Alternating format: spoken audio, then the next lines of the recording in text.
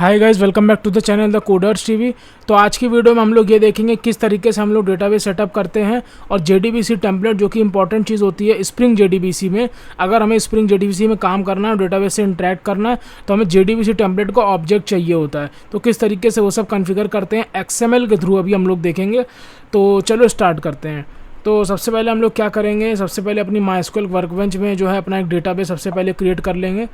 जिस तरीके से हम लोगों ने यहाँ पर जो है स्प्रिंग कोर, अच्छा ठीक है, तो हम लोग यहाँ पर डेटाबेस क्रिएट कर लेंगे। क्रिएट डेटाबेस स्प्रिंग जेडीबीसी, ठीक है। तो ये हम लोगों ने डेटाबेस क्रिएट कर लिया, क्रिएट डेटाबेस स्प्रिंग जेडीबीसी। तो अब यहाँ पर जो है स्प्रिंग जेडीबीसी का डेटाबेस इधर आ गया होगा। तो ये देखो इधर स्प्रिंग जेडीबीसी का डेटाबेस आ गया, ठीक है। अब इसके बाद हम लोगों को क्या करना है, हम लोगों ने पढ़ा था कि सबसे पहले हमें जेडीबीसी टेम्पलेट का ऑब्जेक्ट चाहिए होता है, मतलब जेडीबीसी टेम्पलेट की हमें बीन बनानी पड़ेगी, ठीक है। तो उसके लिए हम लोग सबसे पहले क्या करेंगे, config.xml फाइल एक क्रिएट कर लेंगे। config.xml फाइल उन्होंने क्रिएट कर ली। अब config.xml फाइल को क्रिएट करने के बाद हम इसमें वो जो हमारा XML का जो मेटा डेटा होता है पूरा, वो सब डालेंगे। तो वो कैसे डालेंगे, तो हम लोग लिखेंगे स्प्रिंग कोर की जो हमारी प्लेलिस्ट थी उसी के अंदर से निकाल लेते हैं। तो लेट सपोज SRC पे गए और मेन के अंदर गए और लेट सपोज ये ऑटो वायरिंग यूजिंग XML। तो ये जो इसकी बात कर रहे हैं हम, ठीक है। तो ये पूरा जो है हम कॉपी कर लेंगे और यहाँ पर पूरे की तो ज़रूरत नहीं है क्योंकि ये इस तरीके से हम लोग ने ये पूरा अपना जो है कॉपी कर लिया।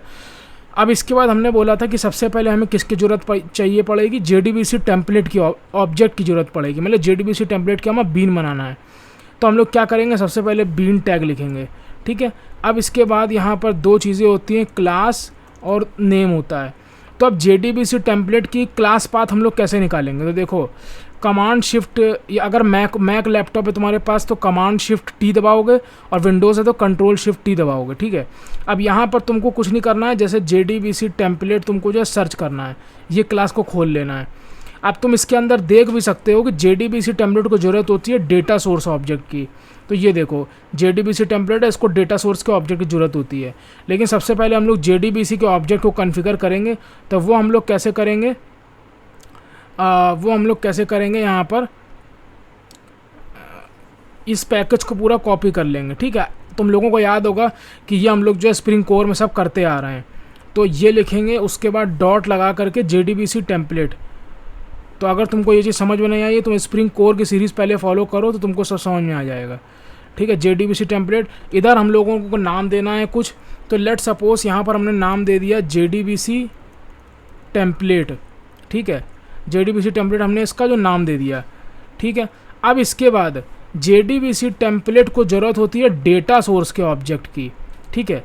तो अब ये जो डेटा सोर्स है, यहाँ पर जेडीबीसी टेम्पलेट को किसकी ज़रूरत होती है, डेटा सोर्स के ऑब्जेक्ट की। अब ये जो डेटा सोर्स है ये तुम्हारा इंटरफेस है, तो इंटरफेस का ऑब्जेक्ट तो बना नहीं सकते। तो हम लोग क्या करेंगे, ये जो हमारा इंटरफेस का ऑब्जेक्ट तो बना नहीं सकते, जो डेटा सोर्स है, तो डेटा सोर्स का जो इम्प्लीमेंटेशन क्लास है जो कि है ड्राइवर मैनेजर डेटा सोर्स, हम इसका ऑब्जेक्ट बनाएंगे, ठीक है। तो कैसे बनाएंगे, यहाँ पर कुछ नहीं करना है, सबसे पहले आकर के हमको सर्च कर लेना है ड्राइवर मैनेजर डेटा सोर्स, ये ठीक है। गलत सर्च कर दिया, तो यहाँ पर आके सर्च करना है ड्राइवर मैनेजर डेटा सोर्स, ये ठीक है। तो हमको इसका ऑब्जेक्ट बनाना है, ठीक है। तो हम लोग क्या करेंगे, एक और बीन बनानी पड़ेगी हमको इसके ऊपर, ये वाली बीन एक और हमको बनानी पड़ेगी। यहाँ पर होगा क्लास हमारी ड्राइवर मैनेजर डेटा सोर्स का और यहाँ पर होगा उसका नेम। तो नेम लेट सपोज हमने दे दिया डेटा सोर्स, ठीक है। अब ड्राइवर मैनेजर डेटा सोर्स के हमें पूरी क्लास पाथ देनी पड़ेगी। तो ये हमने पूरा कॉपी कर लिया, config.xml में गए और यहाँ पर जो है इसको पेस्ट किया। उसके बाद driver manager data source config.xml में यहाँ पर आके इसको लिख दिया, ठीक है। तो ये हमारा हो गया, ठीक है। अब इसके बाद हमको यहाँ पर क्या करना है कि हमको सारी प्रॉपर्टीज़ जो होती हैं ड्राइवर मैनेजर डेटा सोर्स की, एक एक प्रॉपर्टीज़ वो हमको सेट करनी है, ठीक है। तो ड्राइवर मैनेजर डेटा सोर्स के पास कौन कौन सी प्रॉपर्टीज़ होती हैं वो हम देख सकते हैं। यहाँ पर इसके पास ये देखो ड्राइवर मैनेजर डेटा सोर्स है, इसको चाहिए होता है डेटाबेस का यूआरएल, मतलब तुम्हारा जो ड्राइवर क्लास नेम है, जैसे कि MySQL यूज़ कर रहा हो तो उसका क्लास नेम जो होता है, उसके बाद डेटाबेस का यूज़र नेम, डेटाबेस का पासवर्ड, ठीक है, और ड्राइवर भी उसका जो होता है। तो ये सारी चीज़ें जो है हम लोग जो है सेट करेंगे।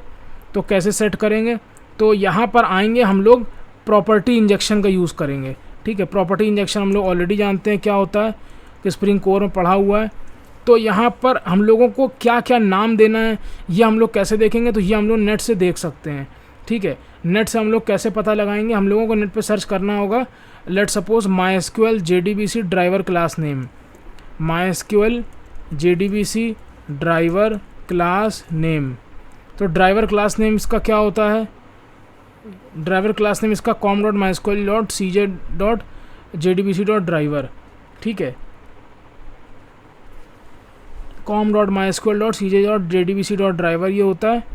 तो ये हम लोग को इधर भी पता होगा, अगर हमारी जो हाइबरनेट वाली सीरीज़ थी यहाँ पे, ये हमारी जो हाइबरनेट 2024 की सीरीज़ थी, इसके अंदर भी जो है हम लोगों ने ये सारी चीज़ें कर रखी थी।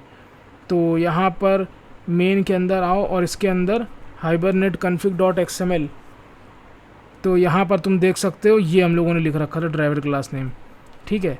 तो हम लोगों ने ये ड्राइवर क्लास नेम लिख रखा था। अब इसके बाद क्या होगा, तुमको कुछ नहीं करना है, यहाँ पर एक एक करके प्रॉपर्टी इंजेक्शन करना है, ड्राइवर मैनेजर डेटा सोर्स के सारी फील्ड्स को फिल करना है, ठीक है। तो तुमको यहाँ पर सबसे पहली जो चीज़ होगी वो होगी ड्राइवर क्लास नेम। तो नेम में लिखोगे ड्राइवर क्लास नेम, ठीक है, और वैल्यू में दे दोगे, क्या दे दोगे, ये जो हमारी एग्जैक्ट चीज़ है ये वाली com.mysql.cj.jdbc.driver, ठीक है, ये चीज़ दे दोगे।